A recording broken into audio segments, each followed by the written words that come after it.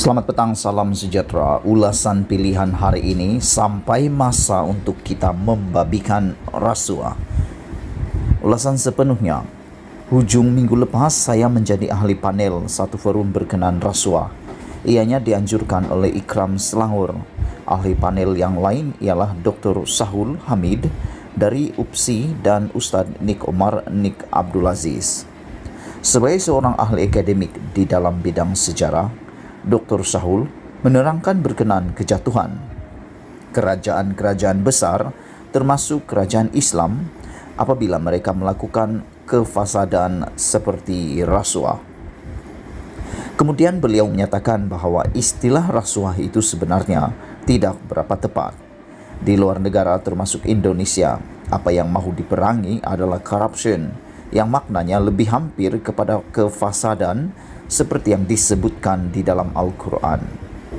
Dalam konteks Malaysia, orang Islam teramat sensitif kepada babi sehingga kan disebut khinzir. Sedangkan dosa dan kefasadan, rasuah dan korupsi jauh lebih teruk dari memakan babi.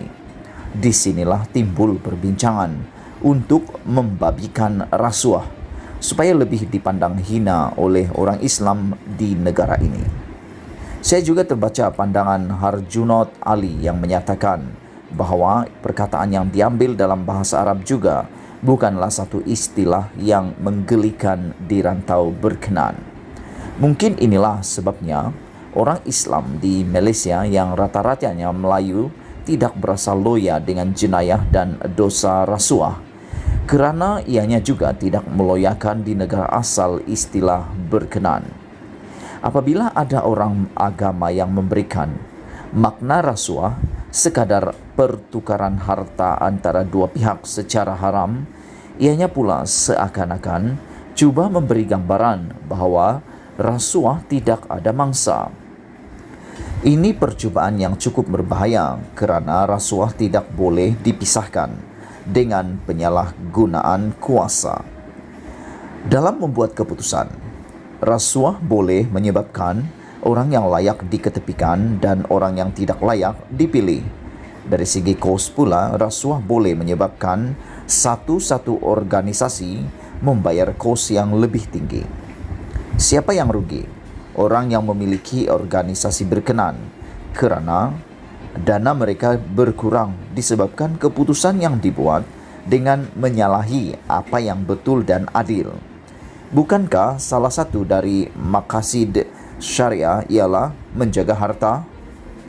Dalam konteks negara, jika kerajaan membayar lebih dari harga yang sepatutnya, rakyatlah yang rugi. Ini adalah kerana dana kerajaan datang dari cukai yang dibayar oleh rakyat. Ada pelbagai jenis cukai seperti cukai pendapatan, cukai perkhidmatan, excise, cukai majlis tempatan dan sebagainya. Tanpa cukai-cukai ini, dana kerajaan akan mengecil. Jika kerajaan meminjam pula, ianya perlu dibayar balik dengan kos pinjaman ataupun faedah. Dari mana datangnya dana untuk membayar balik hutang ini? Dari cukai juga. Malah, bayaran gaji, emolumen, pencen dan bayaran hutang sudah menjadi sebahagian dari perbelanjaan mengurus kerajaan. Tak banyak bakinya untuk perbelanjaan lain. Jadi, sudah sampai masanya kita menggunakan istilah korupsi kefasadan bagi menggambarkan buruk, hina dan jijiknya rasuah dan kegiatan-kegiatan yang seumpama dengannya. Malah, masyarakat kena difahamkan bahawa memakan duit rasuah lebih teruk dan hina dari memakan babi kerana rasuah menyebabkan pelakunya menzalimi ramai orang lain. Mungkin dengan kejelasan seperti ini, orang kita tidak akan membesar-besarkan individu yang terbabit dengan rasuah, korupsi dan salah guna kuasa kerana kezaliman yang dilakukan oleh individu-individu berkenan.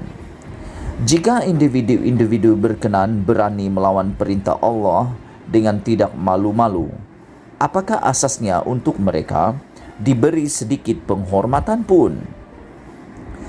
Wahai hambaku, sesungguhnya aku mengharamkan kezaliman atas diriku dan aku menjadikan kezaliman itu haram di antara kalian, maka janganlah saling menzalimi.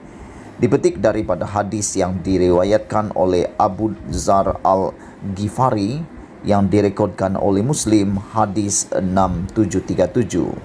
Sekian isu hangat petang ini, ulasan hangat petang ini. Jangan lupa kongsikan ulasan yang hebat ini. Semoga dengan ulasan yang hebat ini, semua orang menyedari bahawa rasuah adalah lebih haram dan patut dibabikan. Kita jumpa lagi. Bye-bye.